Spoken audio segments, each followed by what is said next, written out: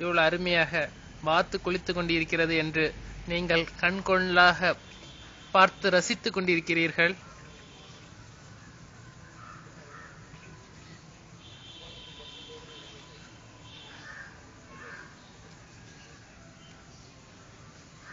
எவ்வளவு அருமையாக அதனுடைய கழுத்தை அசைத்து அசைத்து சோப்பு போட்டு குளிப்பது போல் அழகாக தெளிவாக குளித்துக் கொண்டிருக்கிறது என்று நீங்கள் பார்த்து ரசித்துக் கொண்டிருக்கிறீர்கள். இதை உங்களுக்கு அர்ப்பணிப்பவர் சுவாமி காந்த்.